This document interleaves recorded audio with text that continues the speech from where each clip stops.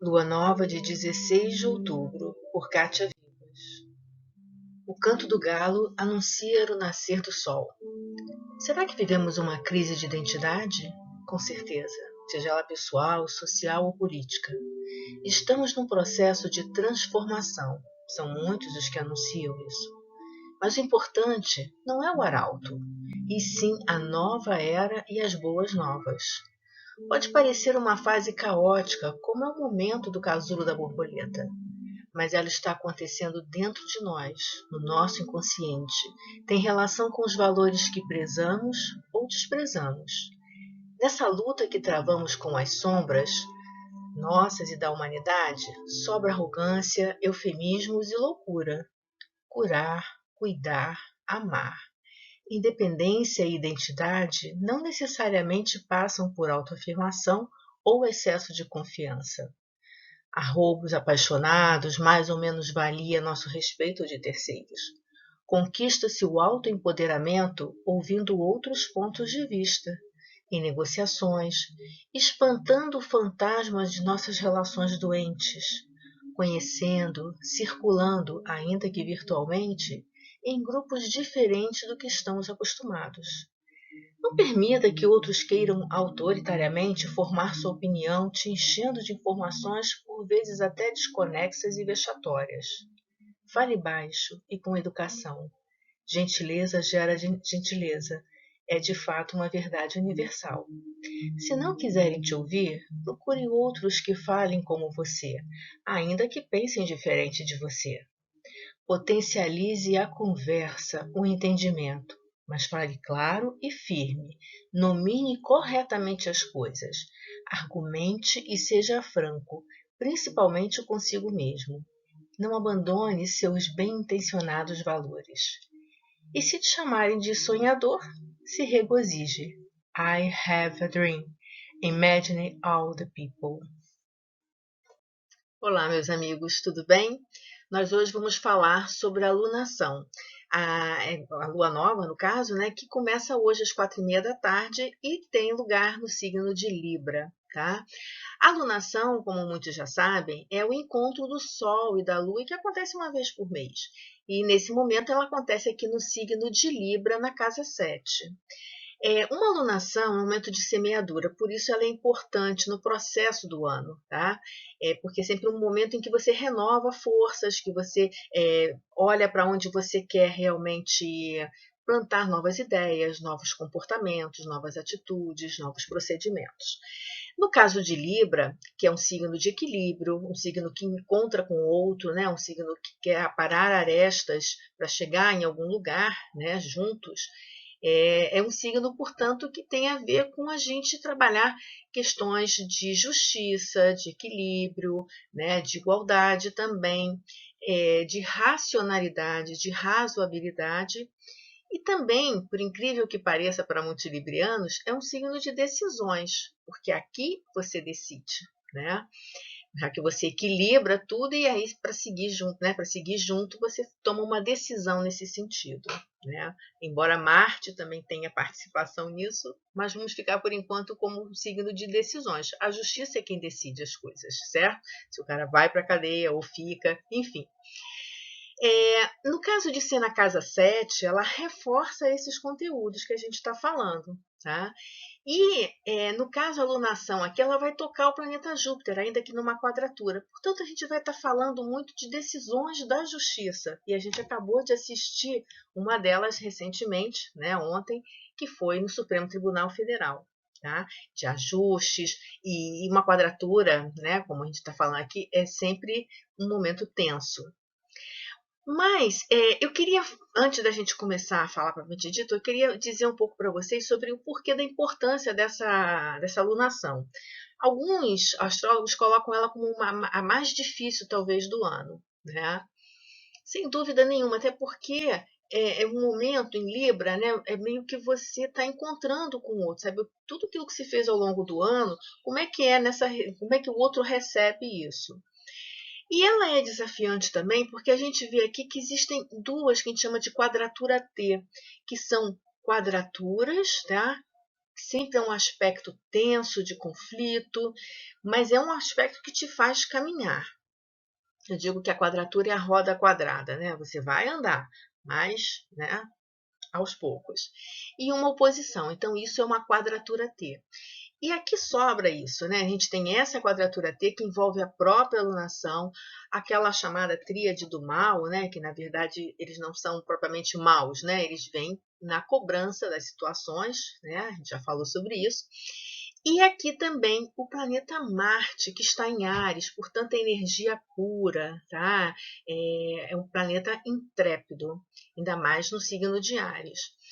E ela envolve casas cardeais, né, e signos cardeais. O que isso quer dizer? Os signos cardeais, tá, são os que fazem, né, o quadrado, né, vamos dizer assim. Então, é Áries, Câncer, Libra e Capricórnio. E esses signos, eles são chamados cardeais porque eles iniciam as estações do ano. E isso, na verdade, nos fala o quê? Tudo que você tem em casas cardeais, né, ou em signos cardeais, ele parece que tem mais força, mais atitude, mais vontade de aparecer, de ir à luta. Tá? Então, essa quadratura envolve signos cardeais, casas cardeais. Portanto, tem muito movimento aí, muita atitude, né, muita presença. Tá? E a gente tem uma outra quadratura aqui, que aí já está em signos mutáveis, que são um pouco mais maleáveis e razoáveis, tá?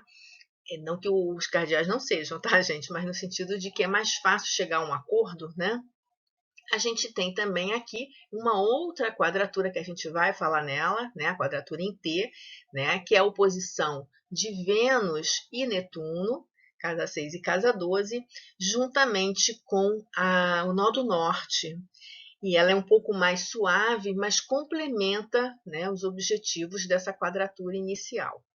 Então, vamos tentar entender isso daqui? Vamos lá.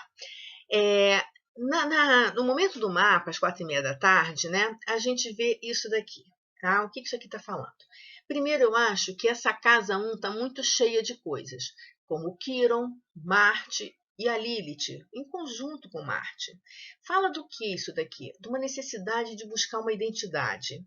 A gente não se sente, como pessoa que se sente vazia por dentro, sem saber quem ela é, e acaba muitas vezes criando arroubos de eu sou assim, eu faço isso, não sei o quê. E Marte, às vezes, ele é um pouco briguento, né? Brigão, vamos dizer assim. Então, essa necessidade da gente ter uma imagem. Que imagem é essa que a gente passa para o outro? E aí o mundo, no modo geral. É uma imagem muito belicosa, tá? E não é à toa, porque a gente está aqui numa quadratura, né, com quem representa o poder. Né? E aqui são poderes conservadores, poderes inclusive autoritários. Tá? Mas que estão aqui, essa tríade aqui, ela na verdade é como se a gente tivesse que provar disso para saber até onde a gente quer beber desse copo. Né? Eu acho que seria um pouco por aí. Tá? Até onde esse autoritarismo, esse conservadorismo, na verdade, nos tempera, nos enche um pouco desse vazio existencial. Sabe aquele complexo de vira-lata que sempre disseram que o brasileiro tem e que no seu outro lado é a arrogância? É um pouco isso que a gente está vendo, tá? E a gente está sendo desafiado, quer dizer, é essa a imagem que a gente quer passar para o mundo? É isso que nós somos de verdade, tá? Se a gente olhar o mapa do Brasil, a gente vai ver que a coisa é um pouco diferente, mas a gente vai chegar lá. Então, eu acho que a gente está vivendo esse conflito. Quer dizer, qual a imagem que a gente quer passar para o mundo? Né? O que é justo, o que não é? Quer dizer, é meio que também está cansado, né? Buscarmos sermos pioneiros, nós somos muito isso, né? Mas assim, estarmos um pouco cansados dessa imagem que a gente tem, dessa maneira de manter tudo. A roda de manter tudo assim, em termos de aparência, né? A roda da fortuna, aqui na casa 1, junto com, no signo de Áries, me fala o seguinte: a gente tem essa identidade, mas a gente não precisa se autoafirmar o tempo todo, a gente não precisa o tempo todo dizer eu sou eu. Né? Eu acho que o que está faltando, possivelmente, é o diálogo, é chegar nesse ponto de razoabilidade, de né, eu sou eu, mas existe um outro que está em você e que eu preciso, né, conceder, né? Eu preciso ceder junto, né? Ou seja, a gente precisa trabalhar para chegar a algum lugar. Então, eu acho que esse é o desafio mais gritante nesse mapa aí e que a gente vem vendo ao longo do tempo todo desse ano, e já antes desse ano, mas enfim, dessa dificuldade que a gente está de se relacionar, né? De entrar em contato com o outro, com o diferente, sem cristalizar em preconceitos, em atitudes nocivas, tóxicas e essa coisa toda. Então, eu acho que, sem dúvida nenhuma, isso daí. E é ajudado, né, por essa quadratura que eu falei aqui, né, em que Vênus e Netuno em oposição, casa 6 e casa 12, fala o seguinte, vamos olhar a realidade? Será que eu não estou acreditando, né, idolatrando sonhos e pensamentos é, porque o Netuno nem sempre ele é bonzinho, né? Ele às vezes é o mar, né? Você entra no mar e você vê tudo distorcido. Então, eu acredito que aí nós temos justamente isso. Eu preciso olhar esses meus valores, e até porque a gente vai ter aqui a presença do Urano na casa 2 e Mercúrio na 8, né? Fala dessa oposição, falando também que eu preciso investigar os meus valores. E investigar como? Mergulhando um pouco no outro, né? Querendo saber exatamente o que ele pensa, o que ele propõe em termos de valores, né, em termos de recursos que ele pode me trazer. Isso vai ser muito válido, gente, porque a gente não consegue resolver tudo sozinho. Senão a gente seria cada um numa bolha, né? A gente precisa do outro. E eu acho que esse é o desafio da gente conseguir harmonizar isso. A Vênus em Virgem, ela é uma Vênus muito interessante porque ela é muito objetiva. Ela é uma Vênus que trabalha com atitudes proativas. Ela quer saber, principalmente na área de saúde, na área de organização, administração. Aliás, esse embate que a gente assistiu dentro do tribunal ontem já está dentro dessa visão aqui, né? Vamos botar ordem na casa. E eu acho que é um pouco por aí que essa Vênus vai trabalhar. Deixa de ficar divagando, pensando, encontrando sombras aonde não existe ou aumentando as sombras que já existem, né? No sentido de vamos trabalhar a realidade, o que nós temos, o que nós não temos, o que precisamos fazer. Então, nesse sentido, eu acho que essa alunação é muito positiva se a gente consegue de verdade olhar para isso, né? Se a gente usa esse Marte aqui em Áries para nos tornarmos pioneiros, coisa que sempre fomos em muitas áreas, né? Ativos, né? Corajosos, agirmos as coisas, tá? Também a casa 2 aqui fala dos bancos, finanças, modificações nisso daí. Eu não queria caminhar muito por aí, senão a gente não sai daqui hoje, né? Mas eu queria trabalhar essa questão aqui, do quanto a gente precisa se desafiar. E aqui também, no Netuno, com a nossa Vênus, a gente vai ver uma necessidade da gente manter o diálogo, aprendermos a conversar, né? O nó do norte, dentro da casa 3, em Gêmeos, tá? Fala justamente disso, tá? O nó do norte é muito interessante, né? Que aqui é a casa das comunicações, é a casa da educação, é a casa do movimento, né? De como a gente circula, movimenta, se movimenta. Então, assim, a gente tem que aprender isso, inclusive como ocupar os espaços, né? Como circular, né? Como entrar em contato com o outro, né? De forma criativa, né? De forma que a gente possa, tá? Entender isso daí. Esse nó do norte, que é desse aprendizado da comunicação, da conversa, do saber, do conhecer, tá? Ele também faz um trígono, que é um aspecto legal, um aspecto bom, com o Sol e a Lua aqui. Então, mostrando que vamos conversar com o outro sim, ele tem coisas para te dizer, ele tem coisas para você aproveitar, tá? Mas, no que a gente chama de quincúncio, que é um aspecto incomodativo. Ele não é um aspecto tenso, como é a quadratura ou a oposição, mas ele incomoda. Ele é aquela coisa que você não está conseguindo entender muito o que é, mas que está te incomodando. E talvez sejam esses valores conservadores, porque não tem nada a ver, não tem nenhum problema em você ser tradicional ou conservador. A questão é quando você, a partir daí, resolve dizer que o outro também tem que ser. Então, isso se torna autoritarismo, né? Falta de contato com o mundo exterior. Né? Quando você se fecha e diz que o que você pensa é melhor do que tudo, é melhor para você, mas não necessariamente para todo mundo. tá? Então, eu acho que esse diálogo está sendo atravancado, atrapalhado por essas forças de conservação. E vocês veem que elas estão lá no meio do céu, né? Então, estão lá dizendo, botando ordem mesmo, esse triângulo aponta para cima. E a gente tem que analisar isso daí, porque não necessariamente Saturno e Plutão, e Júpiter também, né, estão falando de valores conservadores, estão falando de instituições, de valores, de negócios, de poder, tá? E em Capricórnio, sem dúvida é um signo restritivo de seriedade e tudo, né? Mas faz um trígono com a Vênus aqui. Vamos negociar, né? O que a gente pode trazer para a realidade, né? Vamos tentar não sermos tão isso ou tão aquilo, né? Tem um ponto de convergência. E isso é que eu acho mais interessante aí, tá? E talvez nesse propósito aí a gente consiga enxergar, né? Eu vou dar um exemplo bem claro. Por exemplo, a Amazônia é nossa. Sim, a Amazônia é nossa, tá? Nos define, nos identifica, mas não é nossa para queimar. Tá? Então temos que chegar a um acordo, né, de forma a que a gente preserve, né, o nosso meio ambiente, o nosso entorno, já que a Casa 6 também fala do meio ambiente.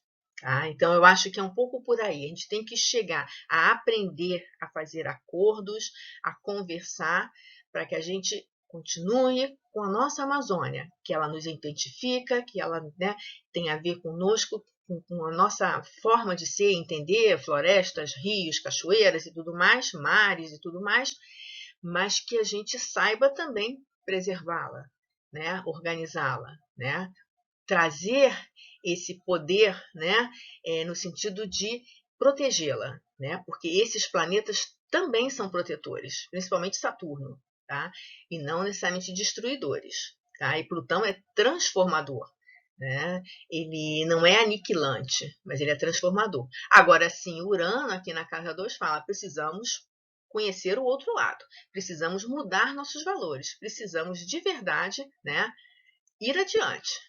Tá? Não dá para ficar parado pensando sempre a mesma coisa. Né? Não dá para ter sempre os mesmos valores. É necessário, né, ter valores mais fraternais. Ok? Eu fiz o próximo mapa falando um pouco sobre a história dessa alunação dentro do mapa do Brasil. Vamos lá? Bom, gente, continuando aqui, vou precisar agora enxergar. Então, vamos lá. Olha só, aqui nós temos dois mapas conjuntos, tá? Internamente aqui nós temos a colocação das casas e planetas com relação ao mapa da independência do Brasil. Eu uso o mapa, né, que tem o ascendente peixes, tá? Existe um outro mapa calculado, que existe uma série de divergências com relação ao horário e que dá o ascendente aquário. Mas eu acredito que a gente tem uma identificação da nossa tradição histórica e tudo muito mais com peixes aí no ascendente, carnaval, religiosidade, uma série de coisas, águas também, costa marítima, do que realmente com aquário, tá? Então é esse que eu uso. E aqui nessa parte aqui, a gente vai ver a colocação dos planetas da alunação, tá? Então vamos lá? Tem muita coisa esse mapa, né? Essa conjunção de mapas aí. Mas eu queria falar de alguns aspectos mais importantes, no meu ver, nesse momento, e que vai corroborar um pouco com o que a gente vem falando até agora. Bom, primeiramente, a alunação acontece aqui na casa 8, tá? E aí, na casa 2, a gente vai ter tudo aquilo que a gente tinha na casa 1, no mapa da alunação, passa aqui para a casa 2. E eu acho que tem muito a ver com a questão das descobertas, né, das investigações com relação à corrupção, isso aí tudo. Tá? Até porque a gente vai ter aqui aqueles planetinhas na casa 11 representando o Congresso, tá? E os partidos de situação, né? Os partidos do governo. Tá? É muito interessante isso. Então, aqui são eles que estão povoando isso daqui. E Plutão junto com Saturno e agora entrando Júpiter, né? Nada fica escondido. As coisas vão para a superfície. Tá? Então, a gente já vem vendo isso ao longo do tempo. No mapa do Brasil, essa tríade aqui já está há muito tempo nessa casa 11, não é à toa que a gente está vendo tudo isso, mais nesse processo aqui dessa alunação, mais isso fica à tona, tá?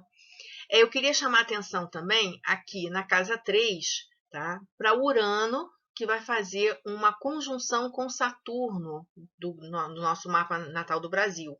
E o Saturno na casa 3 do mapa do Brasil, vocês vão entender perfeitamente. Primeiro, restrição, né? Poderia até ser estrutura, mas no caso da gente vai ser restrição, uma certa pobreza, vamos dizer assim, em relação à questão da educação, né? A economia também, né? É uma economia baseada na terra, sim, mas talvez com métodos muito tradicionais, com métodos até arcaicos, eu diria assim, né?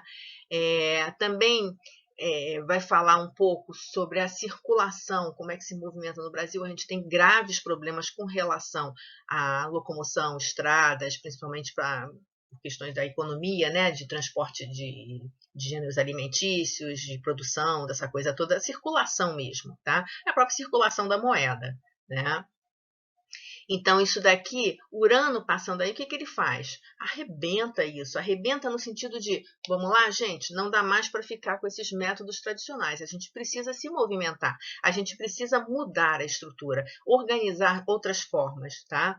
E na educação, principalmente, é necessário criar novas teorias, novas práticas, novas formas de ensinar e aprender. A gente já está vendo aí a questão do ensino à distância, o desafio que tem sido isso. E olha que a educação à distância é uma coisa que já tem um tempo, né, que está para ser implementado, o Brasil já tem que investir um pouco nisso, mas investe sempre a meia boca, né, nunca vai realmente profundamente na questão, tá? Então, eu acho que é o momento desses valores aí estarem sendo transformados. Poderia falar muito mais coisa, tá, gente? Mas a gente não tem tempo nesse momento para isso. Bom, já falei dos escândalos, né, dessa coisa toda. Eu queria também fazer uma menção aqui. Primeiro, a Quiron voltando, né, à sua posição natal, tá? E aí o Quiron, nos seus trânsitos de retorno, meio que toca na ferida, né? Meio que vai lá e fala, olha, vamos lá, gente, vamos consertar isso daqui, vamos nos aperfeiçoar nisso. E aonde a gente vai se aperfeiçoar? Na questão, na questão, né, dos valores mesmo, que a gente está atravessando essa crise de valores, valores não só materiais como imateriais também, né? Não é à toa que essa corrupção toda, a gente já falou sobre isso, já que o Sol e a Lua acontecem ali na casa, a alunação acontece ali na casa 8, então isso vai estar vindo muito à tona. Eu não me assustaria, não me surpreenderia se a gente visse alguns escândalos bancários acontecendo aí também, tá? É só uma possibilidade. E a outra coisa que eu queria chamar a atenção é aqui, né? A Vênus, ela faz uma conjunção com o Sol natal e vai entrar posteriormente em conjunção, já está quase, né? Com o Mercúrio, que reforça aquilo que a gente falou, né? Do outro mapa, do mapa da alunação propriamente, da necessidade de acordos, de conversa, de trocas, né? De chegar a uma coisa mais racional, mais equilibrada e que seja bom para muitos e não para poucos, tá? Então, eu acho que isso é o que mais a gente está vendo, né? No mapa da alunação também, o meio do céu da alunação acontece aqui na casa 10, então buscando entender um pouco esse raciocínio, né? O meio do céu é aquilo que a gente vai buscar. Ou a gente consegue ter poderes mais fraternos, poderes de N maneiras. Claro que a casa 10 representa, né, o governante, né, essa coisa toda.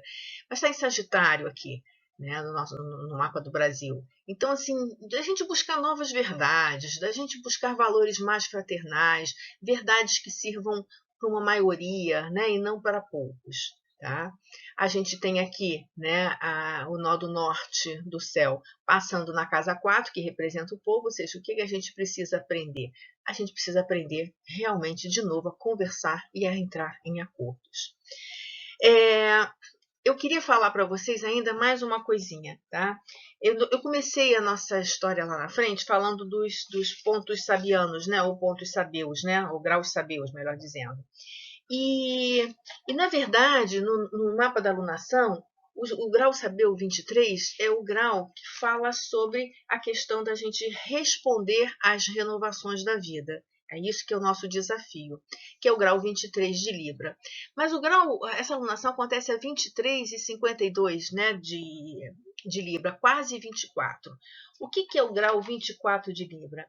É uma borboleta com 3 asas. O que isso quer dizer? Eu falei no começo, né, uma questão sobre estarmos no casulo, mudando, já vendo um horizonte, mas a gente ainda não chegou nele, vamos dizer assim. E pode ser que, se a gente cumprir isso tudo, a gente consiga chegar com 3 asas, né? Ou seja, com mais força, com mais habilidade, né? É como se a gente fizesse uma reformulação, uma transformação interna de valores e tudo, em que a gente tivesse um plus, né? Um a mais, tá? Então, quando a gente chegasse, a gente olhasse assim, nossa, nós transformamos mais do que pensávamos que íamos conseguir. Ainda que isso seja de uma forma interna. Não necessariamente as pessoas vão notar. Só aos poucos isso vai aparecer. Tem para entender, gente? Se a gente cumprir as nossas lições, a gente com certeza pode chegar muito além do que a gente imagina que é o nosso ponto de chegada. Isso é que é o mais interessante. Para quem me assistiu até aqui, eu agradeço, tá? E quero dizer para vocês, meu nome é Kátia Vivas, eu sou professora de História, astróloga, taróloga, terapeuta floral e reikiana, e uma amiga de vocês. Namastê. Tchau.